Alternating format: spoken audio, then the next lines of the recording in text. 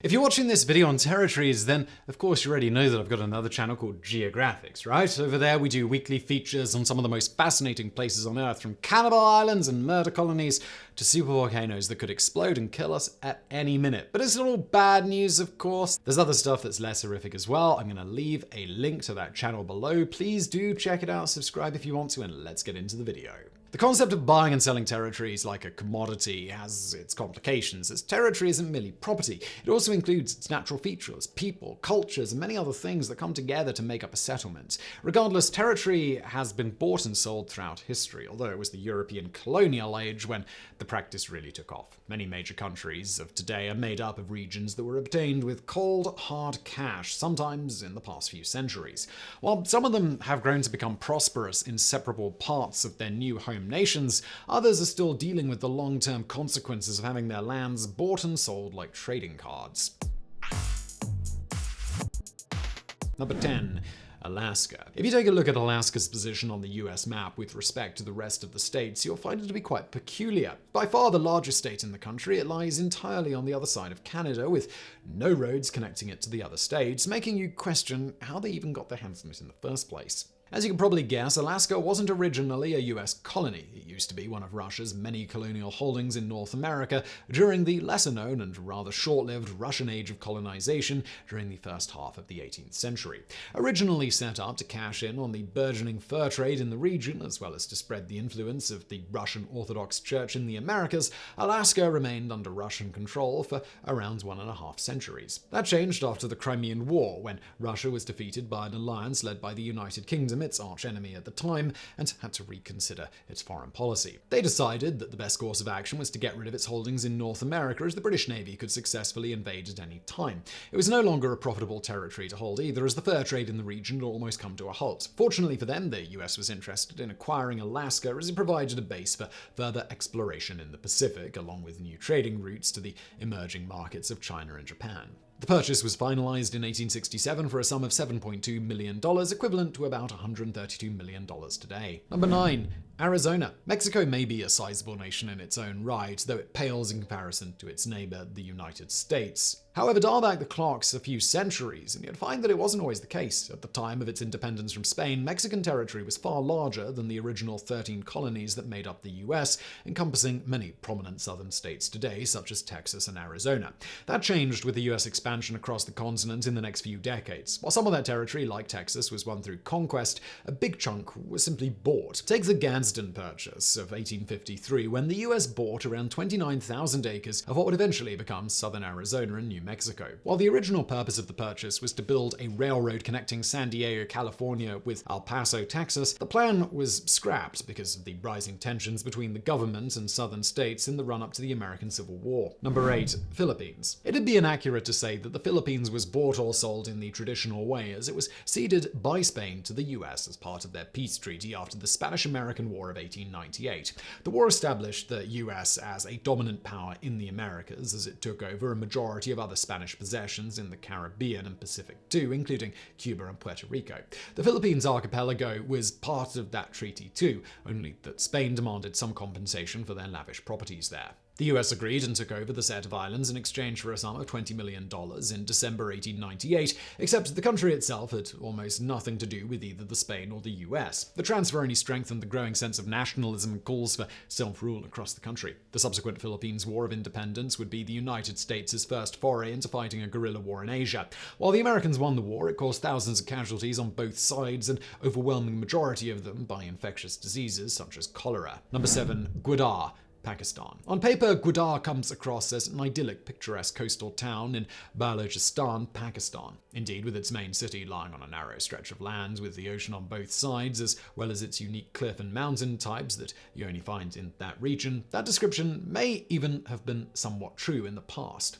Now Gudar is one of the most rapidly developing seaports in the world, thanks to its crucial place in China's multi-year Belt and Road Initiative. If you look at a map of the region, it's easy to see why, as the port sits in a strategically important important region for China. While Gudar is under Pakistani control now, that wasn't always the case. It was once part of Oman, though only until 1958, when a US survey found that the region was suitable for a future deep-sea port. That prompted Pakistan to make a bid for it, ending up in its sale and transfer to Pakistan for a sum equivalent to about $3.89 billion today. Number 6. The Louisiana Purchase. When the United States bought the Louisiana Territory from France in 1803, little did it know that it would turn out to be one of the most influential land transactions in history. Not to be confused with the modern Louisiana state, the Louisiana Territory was a vast administrative district first colonized and settled by the French in the 17th century, even if it was inhabited and partly controlled by native tribes for much longer than that. It covered almost the entire Mississippi Valley, including, in part or whole, 15 of 50 US states today and 2 Canadian provinces, as well as the strategically important Port of New Orleans. By the beginning of the 19th century, unfettered access across the Mississippi River had turned into a significant political issue in the United States as more and more American companies depended on it for trade.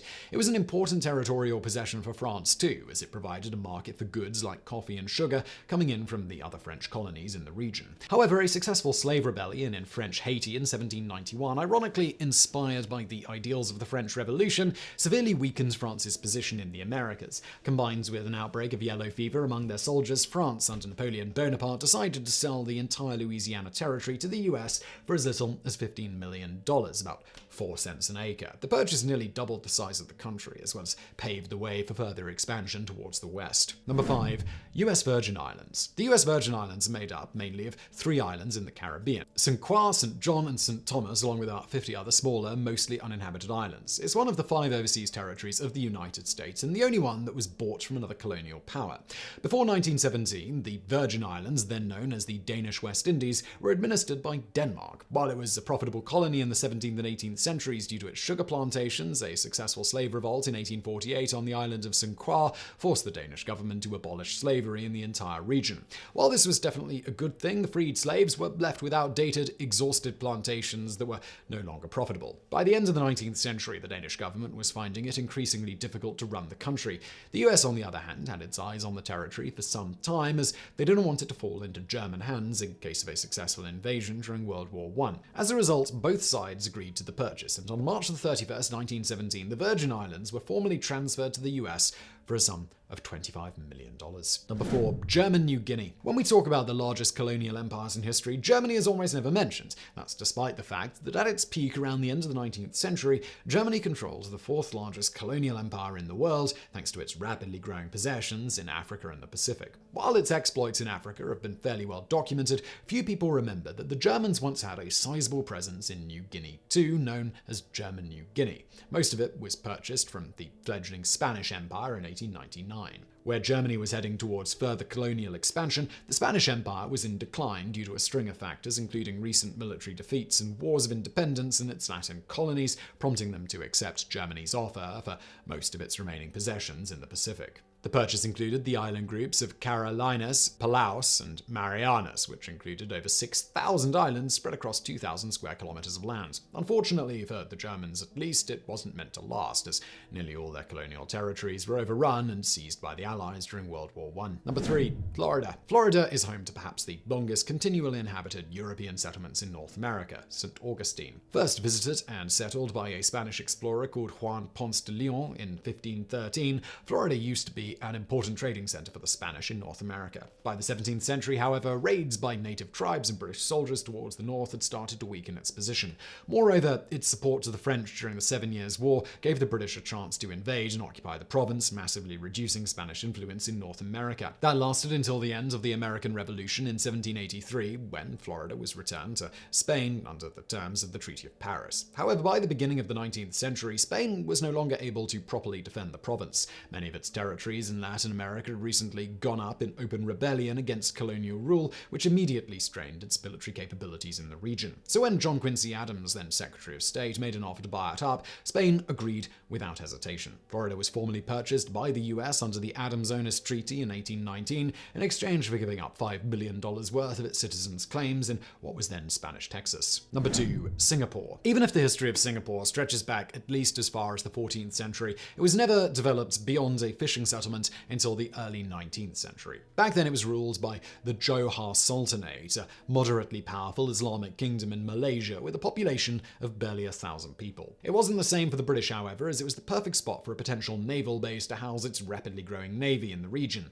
As trade flourished in British India, the British governor, Stamford Raffles, was sent to secure Singapore as a trading post for the East India Company. That didn't turn out to be that difficult, as the territory really didn't have much value back then. The Singapore Treaty of 1819 was signed by Stamford Raffles, the Sultan of Johor Hussein Shah, and Temenggung, an old title of nobility in Malaysia, Abdur Rahman, allowing the British to set up its first trading post in Singapore. In return, the Sultan and Temenggung would receive a yearly payment of 5,000 and 3,000 Spanish dollars, respectively. Number 1.